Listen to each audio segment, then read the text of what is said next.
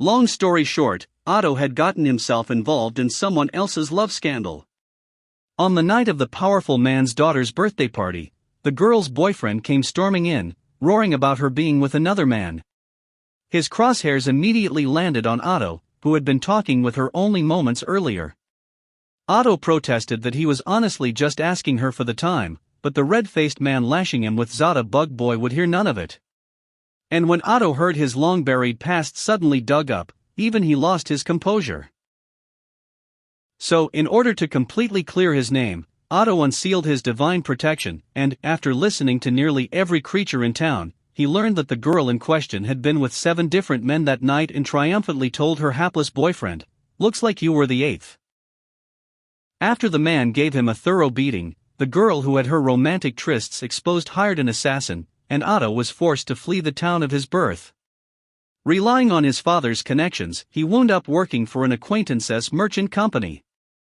There, once he had learned the trade, Otto Suwen set out on his own as a traveling merchant at the age of 16. Otto's journey as a traveling merchant could only be described as an uninterrupted series of misfortunes. His affinity for bad luck hadn't diminished over the years.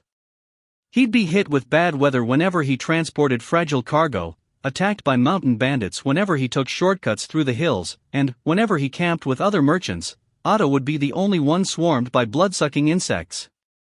The only reason Otto managed to survive these calamities was because his exceptional business ability counterbalanced his tragically poor luck. He wasn't making big profits, but he wasn't suffering debilitating losses either. With an uncanny sense of balance known as the bane of merchants, he managed to break exactly even as 4 years passed in the blink of an eye, and Otto was now 20. The fact that he never lost heart nor turned back was thanks to Furifo, the ground dragon he'd known since he was little, whom he brought along when he was expelled from his hometown. Honestly, Otto did have some complicated feelings about Furifo, who was the reason his brothers found out his divine protection of anima whispering in the first place. But, for the present Otto, Furifo was nothing less than his cherished and inseparable family. For whatever reason, other merchants tended to shy away from teaming up with Otto, so he spent many sleepless nights speaking with Furifo to keep his loneliness at bay. "Let me sleep already," Furifo would say, but Otto's imploring always got him to stay awake for a little longer. Perhaps it was only natural that other merchants stayed well away when they saw Otto braying with his ground dragon by his fire in the dead of night.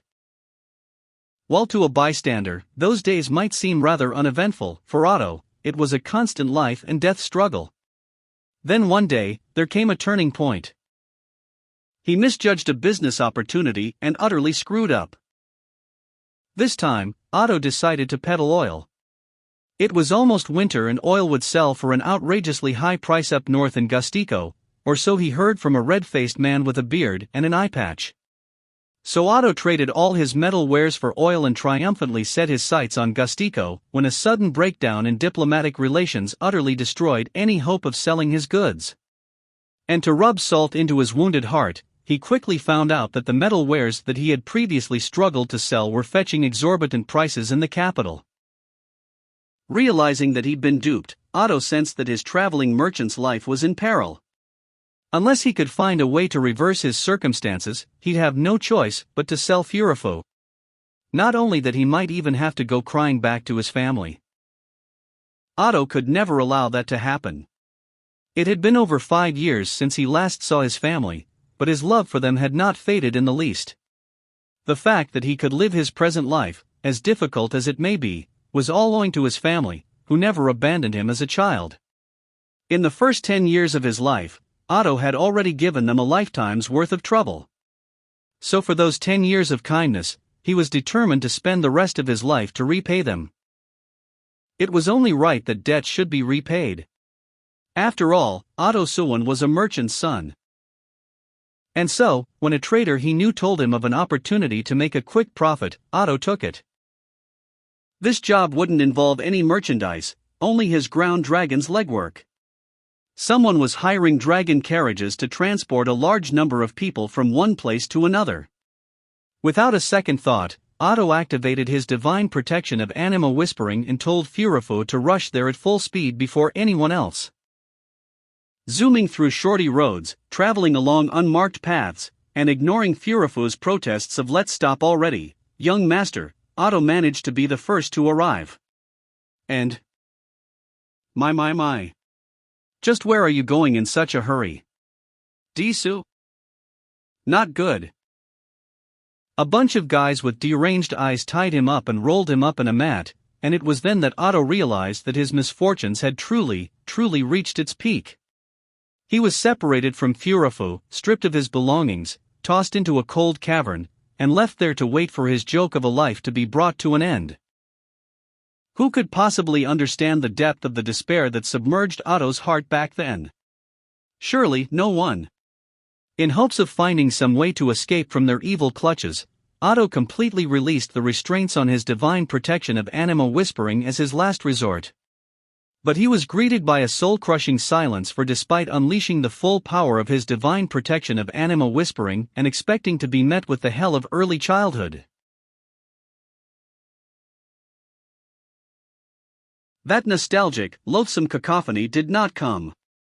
The insects and small creatures that were supposed to be dwelling in these forests and caves were all hiding from that same evil presence, while Otto, who had prepared for hell, had his heart shattered by a very different hell instead. His eyes lost their vigor, and all strength drained from his body. He knew that it was all over. There was nothing he could do, and this cold cavern would be his end. The despair was too great for tears. And it was when he had grown numb to the passage of those empty hours that Otto Suwen's fate was unexpectedly saved. What the? Those witch cult nutjobs really don't discriminate, huh? Wouldn't they expected any less, though? A booming voice reverberated through the cave, bringing Otto out of his trance and jolting him back to reality. Lifting his head, he feebly called for help. And it was a large, dog-faced beast-man with a heavy Kararaji accent who heard his pleas. Huh? I am crying. Before he knew it, teardrops were rolling from his eyes. Damn it. What is this? Why am I? Without understanding why, the irrepressible tears kept flowing as a senseless scream engulfed his mind. Now that he was released from the despair that had dried up his tears, perhaps it was only natural that he would be crying. I am so glad. I didn't die. He hadn't achieved anything yet. He hadn't repaid a single one of his debts. If he had died there, his life would have ended without having had the slightest meaning. And it was because he survived that he now realized that fact. Every time Otto cried, he felt his life begin again. His first birth wail was when he was born into this world. His second birth wail was when he recognized his family's love and found the whereabouts of his own heart. And the third was when he understood the meaning of his life after he had all but resolved to die. Otto Suwen screamed his third birth wail that day. Otto, it's not like anyone asked me to buy time like this. Single-mindedly driving his overtaxed feet into the ground step after step, a wry smile rose on Otto's face. As much as he wanted to forget those memories of his unsightly bawling, every memory in which he was crying was far too important, and he couldn't forget them even if he tried. Otto, but I'll repay my debts, no matter what. Because I'm a merchant, after all. That youth who saved his life. Otto Suwen owed Natsuki Subaru a debt that must be repaid. For saving his life, Otto would move heaven and earth to repay him. It was only natural for a merchant to think this way. And, more importantly, Otto, because he's my friend. Both as a merchant and an independent human being, Otto ordered himself to stay true here and now. It was a battle he was unlikely to win. Nevertheless, against all odds, Otto Suwen chose to wager his very existence on Natsuki Subaru's victory. That was the will of his merchant soul, and a testament to their friendship.